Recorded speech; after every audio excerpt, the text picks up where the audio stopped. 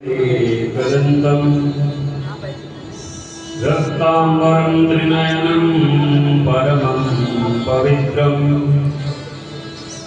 उद्यद्दिवाकरकरो जनकायकान्। और फिर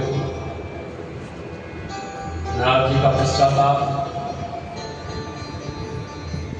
भगवान विष्णु के द्वारा नारद जी को ब्रह्मा जी के पास भेजना और ब्रह्मा जी के द्वारा भगवान शंकर के बारे में पुत्र प्रकट किए भगवान ब्रह्मा ने।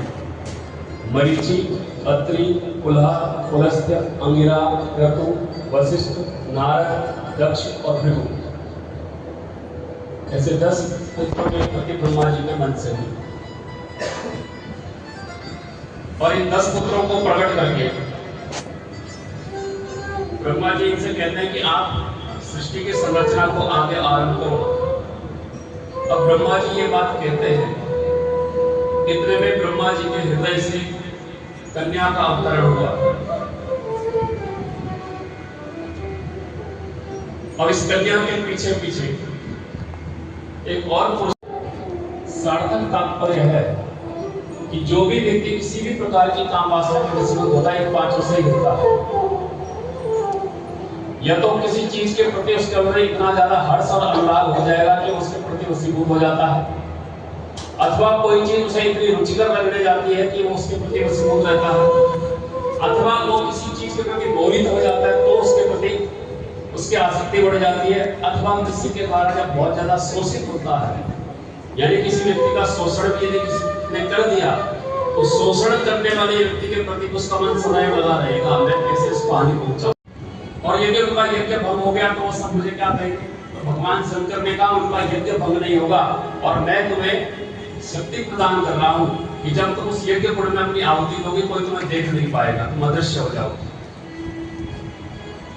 भगवान के कहने पर वो संध्या पर्वत के दूसरे किनारे की ओर गई और वहां पर मेधातिथि ऋषि जो यज्ञ कर रहे थे उस यज्ञ कुंड के दर्शन अपने प्राणों की आहुति दे दी। ठीक उसी समय कुछ देर के बाद पूर्णाहुति हुई यज्ञ की, और जब पूर्णाहुति हुई तब पूर्णाहुति होते समय यज्ञ कुंड प्रकट हुई और प्रकट होकर के जब मेधातिथि ऋषि की गोद में यज्ञ नारायण भगवान ने उनको प्रदान किया तो उन्होंने उसे अपनी कन्या के रूप में रख लिया और नाम रखा अरुंधति। वशिष्ठ ऋषि की पत्नी का नाम है अरुंधति। वहां 13वीं-14वीं शताब्दी की बात, उस समय बनावा मंदिर। तो भगवान मनुष्य को जब मानव चाहता है और मानव भली प्रकार से भगवान की पूजा आराधना करे तो अवश्य प्रकट होकर के किसी न किसी रूप में दर्शन देते हैं।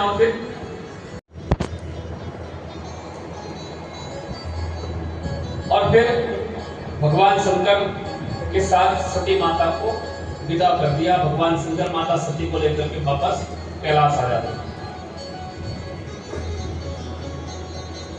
दक्ष प्रजापति सती माता को विदा करने के पश्चात एक यज्ञ की रचना करते हैं। पूर्व काल में भी दक्ष प्रजापति ने एक यज्ञ किया जिसका नाम था अजातशत्रु। क्या नाम है? अजातशत्रु। उस अजातशत्रु नाम के यज्ञ में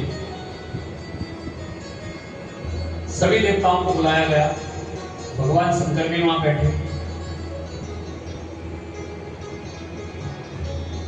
दक्ष प्रजापति वहां पर आए तो सभी ने उनके उनका अभिवादन किया, राजा है। ब्रह्मा जी को पहले बताना पड़ता है कि इस दिन हम ये करेंगे, तुम्हें आना है, अलग से बुलाना पड़ता है।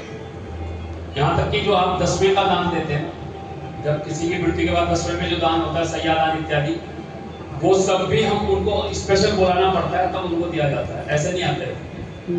आपके घर में मृत्यु हो भी जाएगी तो भी नहीं आएगी, उनको बोलना पड़ता है, फिर वो आते हैं तब उनको दान करना पड़ता है।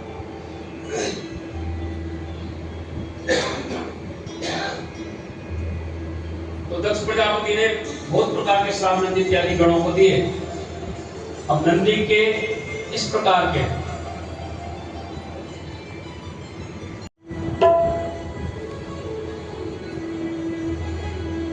नारायणी ज्वाला दुर्गरे भवने हे जगदम्बा मेरी माता भवने नारायणी ज्वाला दुर्गरे भवने हे जगदम्बा शिवा भवने नारायणी दुर्गा भवने हे जगदम्बा